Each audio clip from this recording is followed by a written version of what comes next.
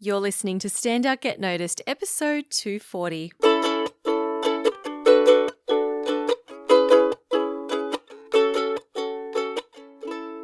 Hi there, Rockstar, and welcome back to Stand Out Get Noticed. I'm Christina Canters, your host, and I'm all about helping high-performing professionals and business leaders to build powerful communication skills.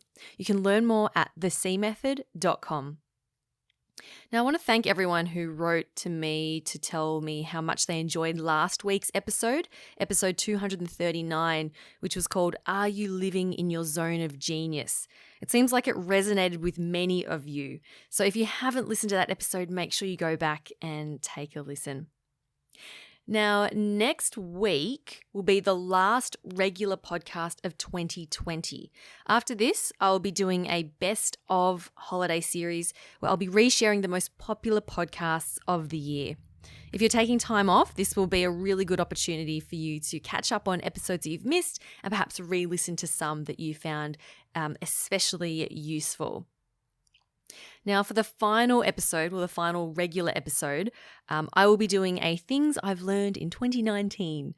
So that's going to be next week. Always fun to do a reflection. All right, let's get into this week's episode where we're talking about how to be resilient in highly competitive environments. Now, I want you to think about, have you ever had the feeling that everyone else is doing better than you? That your work or what you've achieved is less than? Do you notice yourself comparing yourself to other people? Now, this is something that I experienced constantly when I was in architecture school, which was a very competitive environment. And, I notice myself doing it now as a business owner, seeing other people and what they're doing with their businesses. And it can be quite damaging when taken to heart. So that's what we're talking about this week. And I'm really excited to introduce you to my guest. Her name is Ines Hemmings. Now, Ines and I have something in common. We both studied architecture and we both have since moved in to different fields. Maybe we'll get into films at some point. So Ines she's a recent graduate of architecture of Delft University of Technology in the Netherlands. And she now lives in Melbourne, where she's carved out a path for herself as a teacher, an activist, a speaker, an author, and a TV host. Her mission is to empower architects and creatives to find their voice and share their truth. And she's working towards an empowered future for the architecture profession and also for conscious built environments. She's the founder of What Architecture School Does Not Teach You. That's what it's called. It's called What Architecture School Does Not Teach You, which I love. And I'll link up to that in the description of this episode. You can go there. You can see all the videos that she's created. They're very, very inspiring. And you can really get a sense of the passion that she has and the change that she wants to make in the world. Now, we had this conversation and Ines shared her experience of comparing herself to others during her studies and the negative impacts this had on her health and well-being. She also talks about what she did to pull herself out of it. She shares some tools and techniques that you can also implement if you find yourself comparing yourself to others, feeling stressed, feeling imbalanced. Now, you don't have to be in the architecture and design industry to relate to this. This episode is for you if you want to find more peace, more balance, calm, and resilience in a highly competitive environment, whether that is if you're studying, running your own business, or working in corporate. So, you ready to meet Ines Hemmings? Let's do it. For a long time, I did architecture. I went to school and I thought I needed to become a traditional architect in the sense that I need to design and construct buildings. And I knew from very early on that's not what I wanted to do traditionally. I wanted to connect architecture to different disciplines, So, in terms of knowledge base, architecture is connected to so many other fields. If you think of, event management, that can be connected, or graphic design, or exhibition curation. It can be connected to neuroscience, psychology, philosophy, even human potential. What I do now can be connected to activism. So many things. What we learn at architecture school is like the smallest box of what we perceive architecture to be. But you can break out of that box. For sure. And look, as much as I talk about the thing, architecture school doesn't teach you X, Y, Z. There is still a lot that it really does teach you. And I mean, I learned to how to have a great eye for detail, and a great design eye. And I've brought that into various aspects of my business. If I'm designing a PowerPoint slide, like I can do that really well. And I attribute that to architecture school. For sure. Did you cultivate your communication skills and your presentation skills during school already, or just afterwards, after architecture school, you said, oh, architecture, I'm going into something else now? No, I started to develop my communication skills while I was studying, because we had to go up and present our work, every week or every fortnight. Yes. And it was there where I experienced the sheer terror of standing up in front of an audience and having your work. And this wasn't just any old public speaking experience. Like, this was you standing up, presenting your heart. Like, this is your baby that you've toiled on for all semester.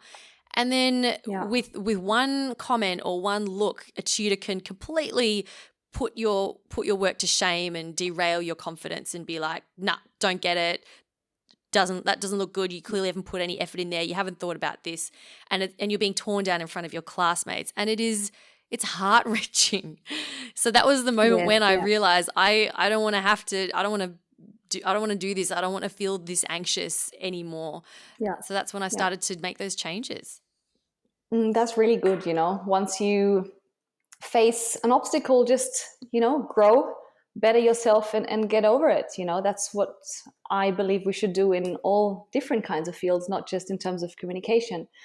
But to go back what you just said, there's a problematic in that, I think. And, most of us architecture students feel like that, and also people in other industries, because we think that when we put a project out there or when we design a building, it's our baby, So it's our thing that we carry, and we mother it. We're like a mother to this creative idea that we've given birth to. And so, when you have a baby and someone attacks your baby, you will do anything to protect it, and you will fight for your baby, and that's where a lot of agony, I think, and anxiety comes in. So I've actually learned to detach myself from a project. As much as I love it, it's not my baby, I've cultivated a certain distance to it, and that actually helps me to stay calmer in presentations, because I remind myself, well, this creative idea, okay, I've made it, but in the end, it may not come from me. It's out there now. It's separated. It kind of helps. Yes. Absolutely. Yeah. And I have to feel that same way with every single podcast that I create, or every product that I launch, or every time I propose a coaching program to a client. Anytime I'm opening myself up to be judged, or for people to say, no, I don't like that, or no, I don't want that. And I've had to learn to create that sense of detachment from it, because otherwise, if you do, your emotions just ride up and down with the responses of other people. And that's not a very you get very enmeshed. Yes, no. True. So let's go back to the topic of comparing yourself to others. Mm-hmm. Why do you think this afflicts so many people? Why does this inflict so many people? Well, when you compare yourself to someone else too much, you shift away from yourself. So whenever you get caught up in someone else's process, you're not really standing in your truth, because if you really know who you are, then you are strong, you're confident, you're standing in your truth. You would never compare yourself to someone else. So just a slight difference, it's okay to have role models or people to look up to. That's a different place to be, because that's a place of appreciation. So you can look at other people, look at what they are good at, and say, wow, Peter or Susan is so good at this and that. And I would love to nurture my skills like that as well, because, what you're doing in that moment is you're recognizing your own qualities in someone else. So their qualities are reflected back to you. And so you realize, oh, I want to be better at this. But this doesn't have to do anything with comparison. So whenever you get caught up too much in someone else's process, that is just a symptom, So that's just to visualize it. It's like the pinnacle of the iceberg. But underneath, if we look below the water, there's something much more profound and much more deep. And that is simply a disconnection from yourself. Yeah. Because when you're connected to yourself, you know who you are, and you wouldn't get caught in someone else's process. And yes, so I'm very sure that this is what is at heart, and this is what's going on with all of us, unfortunately. I mean, I wouldn't want to throw everyone in the same pot, but these days we're saying, oh, we're living in an era of connectedness, but actually, many people are more isolated and disconnected than they've ever been anywhere in history. So that's quite a paradox. Absolutely. I had one of my podcast listeners, Joel, he wrote to me and said, because I sent an email out to my subscribers recently on a similar topic to this, and he wrote back and said that his pastor often says, don't compare your day-to-day life, as in your daily grind, with someone else's highlights reel, which is essentially someone else's, like what people put on social media is their highlights reel. It's the best bits of their lives. It's the exciting, fun bits of their lives. And that's all you see.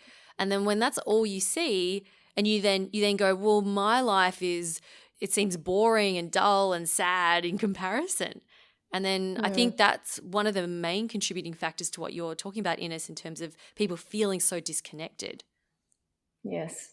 And, the problem is that, we judge people for being so positive or for doing this or that on social media. I mean, all we see is the stuff on social media, and we judge people for that or this, or that they're so positive all the time. But in the end, we have no idea about any other person. We have no idea what other people go through. Most often the people that are the happiest and the most fulfilled and the most optimistic are the ones that have gone through the most. That is such a common truth that I've come across so many times.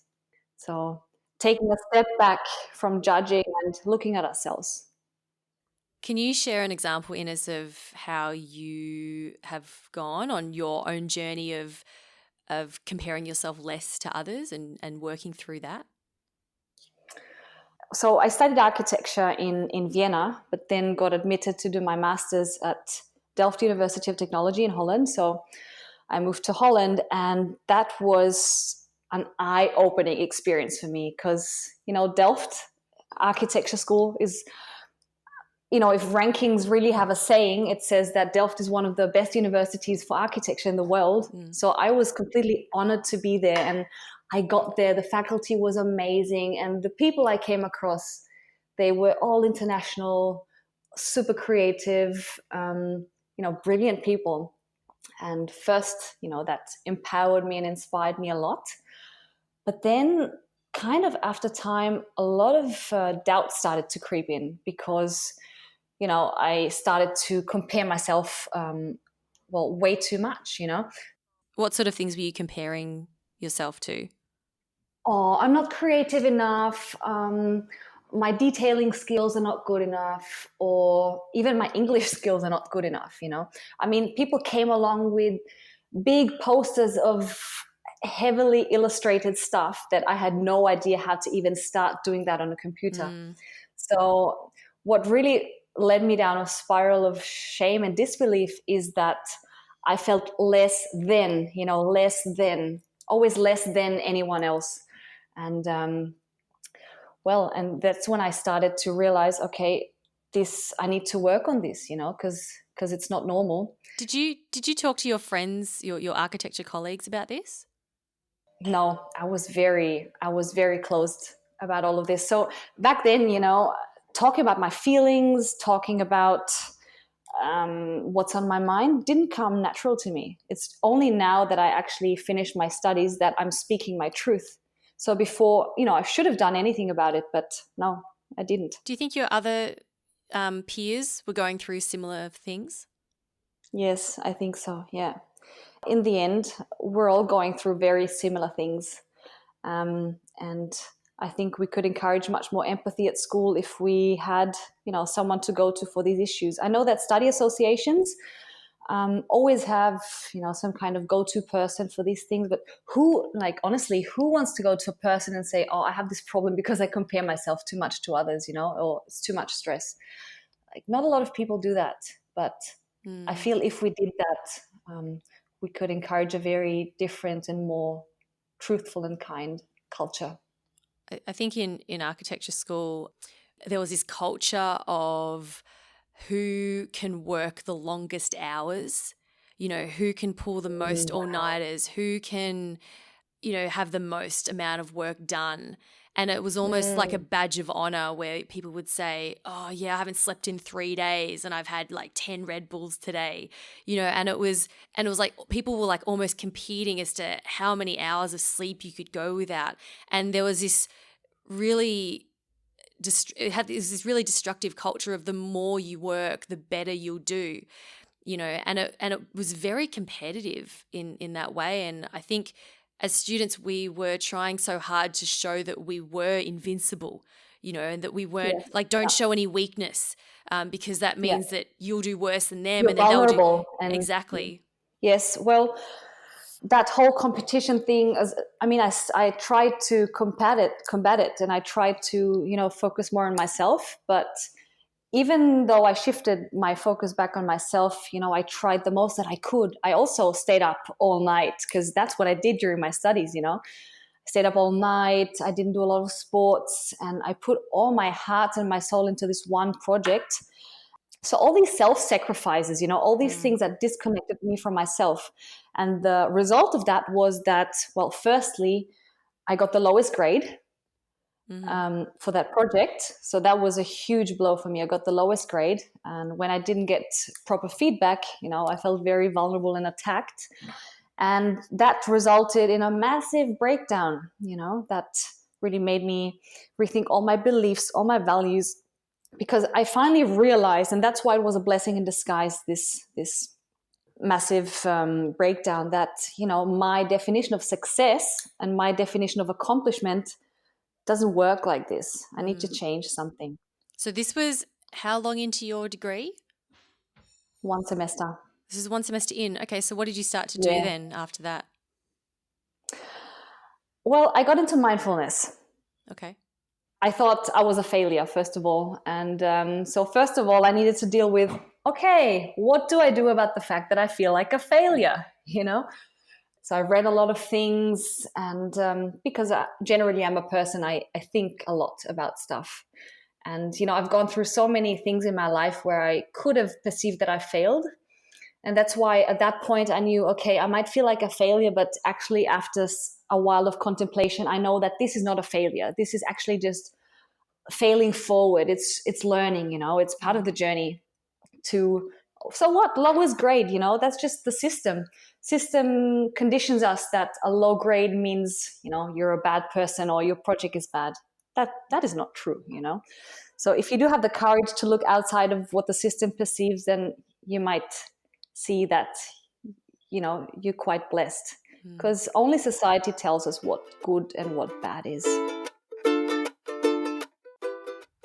Hi Rockstar, I want to take a quick break to let you know that applications for my February group coaching program are now open. This program is for high-performing professionals and leaders of any gender who want to dramatically increase their influence, impact, and confidence in the workplace. Over 10 weeks, you will learn how to manage your fears and anxiety, be more assertive, be an influential leader, build your confidence with public speaking, and articulate yourself and your ideas clearly. Now, these are the skills that will absolutely get you to that next level at work. You'll be learning in a collaborative environment and be 100% supported by myself and the group. Now, the training's conducted online, so it can be done from anywhere. If you're keen, book in a discovery call with me and we'll explore if the program is a good fit for you and your goals. Go to thecmethod.com/group coaching to book in a call. That link is also in the description of your podcast in your app. Okay, let's get back to the show. So how did you start to redefine your version of success? Well, first of all, I read a book by Arianna Huffington, It's called Thrive. So that was a major companion for me, because Ariana describes in a book that, within a lot of stress, she bumped her head towards a chair or something. So she had a big wound, and that's what made her, redefine what success means to her. So she came up with this new dimension of success, this new metric, which is based on, things like compassion, giving, Yeah. and wisdom, balance. And I thought, wow, wisdom, a success story made out of wisdom, that's quite powerful, I think. And so I went deeper into that wisdom field, and I came across mindfulness, and I came across the book The Power of Now from Eckhart Tolle. And as the title suggests, the power of now, there's huge power in the now. Often we go looking for answers in the future and in the past, and don't realize that the present is actually the gift. And what Eckhart says is that mindfulness isn't anything else than presence. So it's about bringing presence to what you do right now in that moment. So you can do that while you sit down, you can do that while you stand. So that's what I started to do, bring awareness when I get up in the morning, not immediately bring my brain into what I need to do, but focus on the task at hand. So I'm getting up, I can feel the ground, going into the kitchen, very consciously preparing my meals. And when I sit down, when I eat my meal, I really focus on what I eat, because I've noticed that, prior to that experience, I just used dining or food just, to fuel me up. But food is such a gift from the universe, or whatever, food culture. So I really trained myself to sit down and nourish my body and enjoy every piece of food that I put into my body. So when you say you focus on what you eat, do you mean you literally like stare at your food and eat it, very slowly? Is that what you mean? Yes, I eat it slowly, I chew it, and I engage all my senses, so I really try and smell the food. I really try and taste the food, and I really try and see all the colors that are in it. Just it's about bringing more awareness to those everyday things. I think that's a really important point, especially for those of you or us. We've all been guilty of this, who've like wolfed down our lunch while checking email, or you have a bite of your sandwich, put it down, look at your phone, or you eat while you're on the phone. And by the end of the meal, you're like, you don't even remember eating it. You're like, where did my food go? That's mindless eating. Yes, for sure. And how did all of this start to then affect your work because you continued with your degree, right? Yes, I did. Yeah. So how did this mindful practice and this new awareness then impact how you approached your work and your results? Well, I can tell you that regular meditation, changed my life. So I started to apply meditation 10 minutes a day, not a huge effort, either in the morning or before I go to sleep, preferably at the same time though. Just sit still and lend my ears to what is beyond all the noise, and lend my ears to the nothingness that is all around us, because that's when you enter the gateway into the presence of the soul, and it's very, very beautiful. So after, a few weeks of meditation, I could actually feel a lot of difference. So I could feel I was calmer, because I used to be very impulsive. I was more calm. I was less reactive to my external surroundings, more grounded within myself, and surprisingly more resilient and diplomatic at school reviews. Okay. So it actually did a lot for me. And it's not a coincidence, because a study at Harvard University revealed that, MRI scans revealed that just after 8 weeks, there are massive changes within the brain if you meditate regularly, even if it's just 10 minutes. So what happens is that you have the amygdala in the brain, and that is kind of your fear center, the fight and flight center. That's where all your emotions go off. That's when you're very reactive to your environment. But only after 8 weeks, those scans reveal that the amygdala even physically shrinked. And at the same time, the prefrontal cortex in the brain increased. in size. So while your fear went down, your reactive nature went down, your decision making went up, your strength went up, your resilience went up. And Wow. I mean, meditation is proven to change lives. Yeah. It's science. So Ines, can you give an example of, let's say, like during your presentations at school, when you were while you were meditating, can you share how you would have reacted to a review before you had started the meditation practice compared to how you were after? So I always enjoyed presenting a lot. And I was quite convinced of the ideas that I had.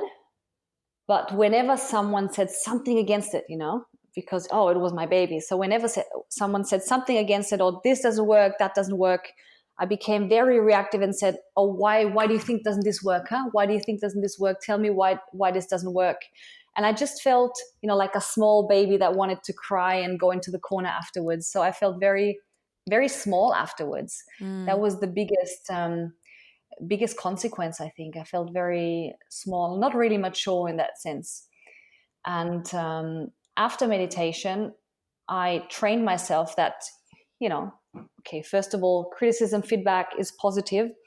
And whenever someone says something to you, even if that is not in an appropriate manner, you don't go and get a reaction. You try and soften, So first you say, oh, well, thank you for that.